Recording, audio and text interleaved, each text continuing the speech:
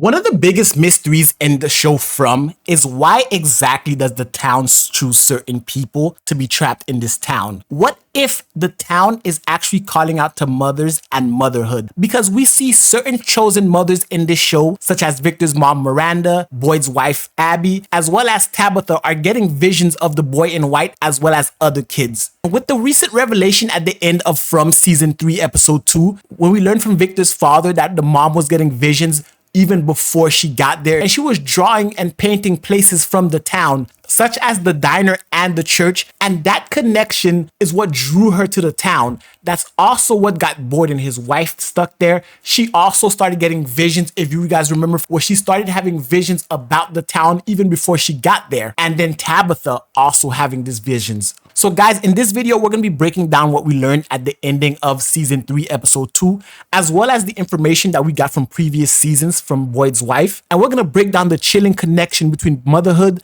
the vision, and the town's ancient history.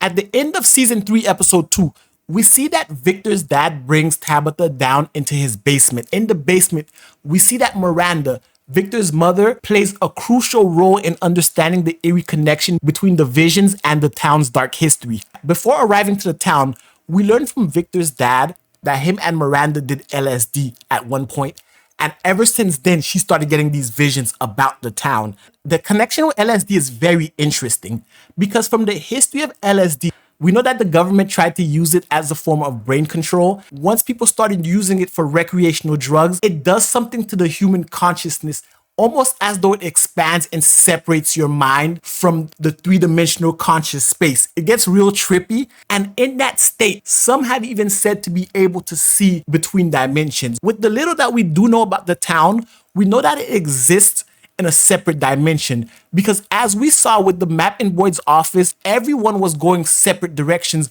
all across the country, and once they saw the tree in the road, somehow they were teleported into this town. It doesn't matter where in the country you are, so the town itself doesn't exist on the same dimension that we does. It's an extra dimension. Nothing makes sense over there. The very nature of the creatures and the anywhere trees, all of it shows that the town exists in a metaphysical dimension. With Victor's mom, Miranda, taking LSD and expanding her mind, that allowed her to get a connection with the town, and she became the next chosen.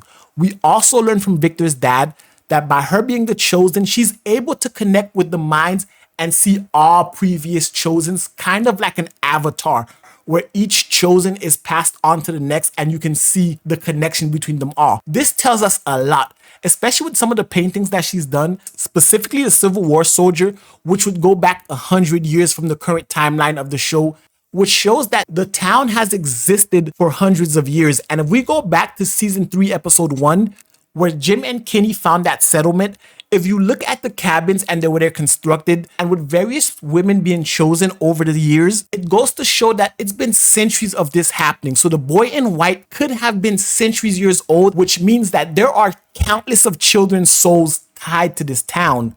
And we see all that through Miranda's paintings. Her paintings seem to predict the horrors that awaited them, from unsettling images of the monsters to depictions of the town itself. These visions weren't just random. They appeared to be a direct call, as if the town or something within it was reaching out to her. The boy in white specifically seems to be the one connecting and reaching out to Tabitha. And we see that the boy in white is also connected to Victor and Ethan, both of them who had a strong connection to their mothers. Miranda's visions might be part of this cycle, an echo from the children trapped in the town for generations, calling for help. Her paintings reflect a history that stretches back much further than the current inhabitants realize, and they suggest mothers like Miranda are meant to play a vital role in saving the lost souls. That's why they have to free the children from the tower. They're the chosen ones. They have a certain bond of motherhood that other characters don't have. Even with the theme of motherhood, if we look at Fatima, who's expecting and now she's eating rotten vegetables, seeing as though it seems to be that she's the first person to actually conceive in this town, it's very interesting because the monsters themselves want to feed on hope. And there's no bigger hope than the future of a child. But it's not just Miranda. Boyd's wife, Abby, was one of the earliest signs that something more sinister was connected to mothers in this town. Like Victor's mother, she began to experience disturbing visions long before her mental state began to deteriorate. These visions seemed to foreshadow the horrors that awaited them, but instead of guiding her, they became her undoing. Abby's visions were relentless. The weight of these visions began to break her down. That's when she kind of snapped, and the dreams began blending into reality. Because she had always seen him in visions, what she thought were visions, that's why she thinks they're dreaming. Because she believed that these visions only came to her in her sleep, but the town and the boy in white was actually calling for her help and trying to get her to help them. But she wasn't able to distinguish what was real and what wasn't. That's why she became convinced that they were all trapped in a purgatory and that ending their lives was the only way to escape. And that's what led to the tragic moment when she tried to kill her family, forcing Boyd to make the devastating decision to stop her, ultimately ending her life. Her breakdown and her death was heavy on Boyd, but it did not break him. And we know the monsters feed on hope. The vision of Abby that Boyd got in the season finale of season 2, when she talks about the town wanting to feed on the hopes of people and not their fears, and by breaking down their hope and finally breaking characters, that's how they feed and that's how they get replenished. It's not just mindlessly killing and scaring people, it's breaking down the very things they believe in. And Boyd losing his wife still did not break him. Even after forcing him to watch what they did to Tien Shin, Boyd is still not broken. And the hope continues on. Abby may not be able to have another child, her and Boyd, but we see her son Ellis and Fatima able to have a child. Even though that child may be cursed, the creature, the overwhelming being that is the town, is finding another way to try to destroy their hope by affecting Fatima and Ellis's child. And now Tabitha being the current chosen, her journey in From is one of the most compelling as she evolves from a grieving mother who lost Thomas, who plays a crucial role at the finale of this episode as well, to someone who begins to unravel the town's dark mysteries. It was after losing her youngest child to the tragic accident with Jim that Tabitha, already grappling with immense guilt and pain, is when they got trapped in the town. And that's when all the strange things begin to happen. The visions of the children trapped beneath the ground, cryptic symbols, and the whispers in the dark. These eerie experiences mirror those of Miranda and Abby, showing us that Tabitha is indeed the chosen one that's been drawn to the town, and she is the key to saving everyone and getting them out by saving the children.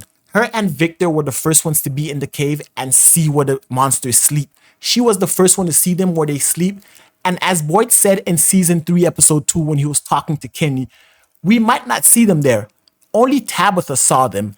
And when Tabitha went through the tree and ended up in the tower and the boy in white pushed her in the season 2 finale, and she ended up back in the real world, it shows that Tabitha is the first of all the mothers to finally make it out of all the ones that were chosen before her. They all ended up dying from the town before they could free the kids. She's the first one to make it out, showing that she ultimately is the key to getting everyone out of there. She is the chosen one, and she's gotten the furthest from everyone. It's been centuries, and Tabitha has been the only mother to make it back.